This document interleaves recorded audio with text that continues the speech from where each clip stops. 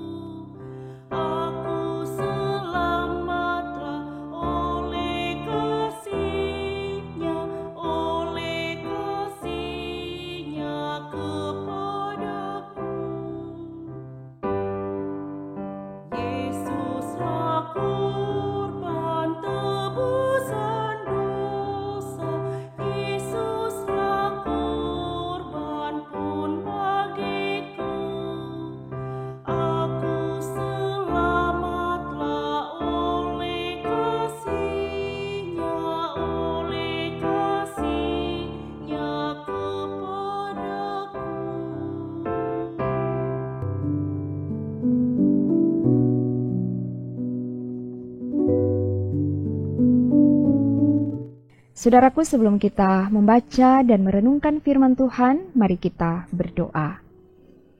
Segala pujian, hormat, dan syukur kami persembahkan kepadamu Tuhan, karena Engkau berkenan memberi kesempatan kepada kami melanjutkan hidup di hari ini, dan mengawali seluruh aktivitas kami datang menghadap Tuhan, beribadah kepada Tuhan, dan kami mau hidup kami dibekali lagi dengan firman. Kiranya Roh Kudus menolong kami, supaya firman Tuhan yang akan kami dengarkan akan semakin meneguhkan iman kami dan kami dimampukan untuk melakukannya dalam perjalanan hidup kami. Dalam nama Tuhan Yesus kami berdoa. Amin.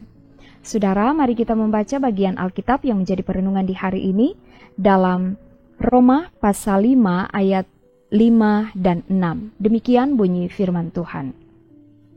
Dan pengharapan tidak mengecewakan, karena kasih Allah telah dicurahkan di dalam hati kita oleh Roh Kudus yang telah dikaruniakan kepada kita. Karena waktu kita masih lemah, Kristus telah mati untuk kita, orang-orang durhaka, pada waktu yang ditentukan oleh Allah. Demikian pembacaan Alkitab dan tema renungan di hari ini, kasih yang sejati. Saudaraku yang dikasihi dan diberkati Tuhan, kasih yang sejati adalah kasih yang murni, asli, tidak pura-pura, dan pastinya tidak mengecewakan.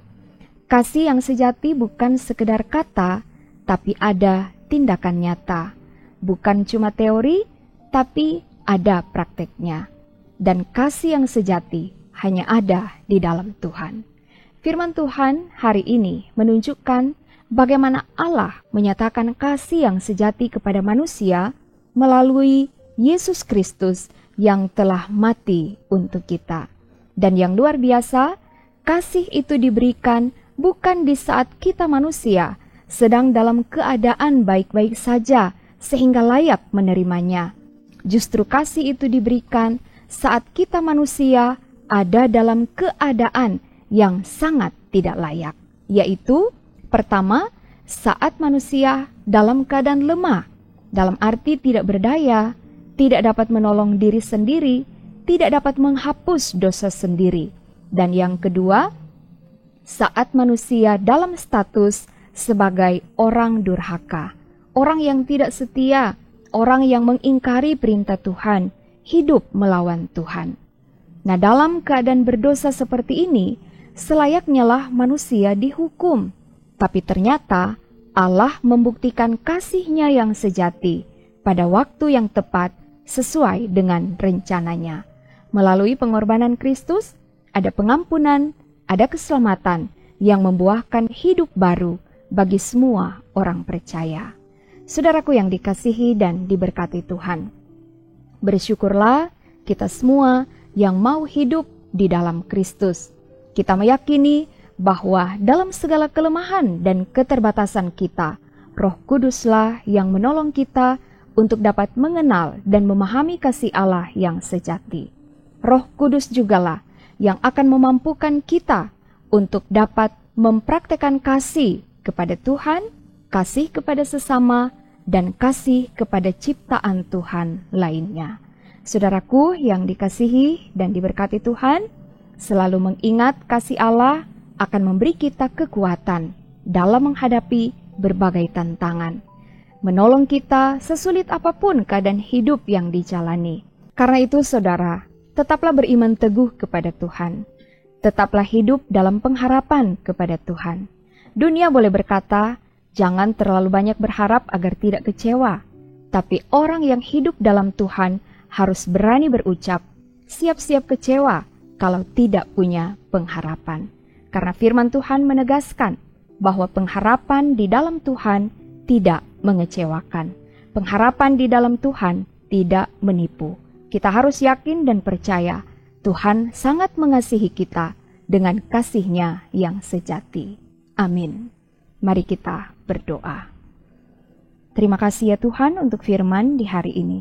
Biarlah kami akan selalu mengingat dan selalu menyadari betapa berharganya hidup kami, karena kami telah diselamatkan melalui pengorbanan Kristus, dan kami telah menerima kasih yang sempurna, kasih yang sejati yang telah dinyatakan Allah di dalam Yesus Kristus.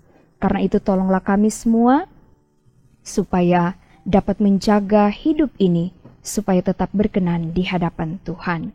Dan tolonglah kami supaya dalam hidup bersama dengan sesama kami dapat mempraktekkan kasih sebagaimana yang dicontohkan Allah di dalam Yesus Kristus.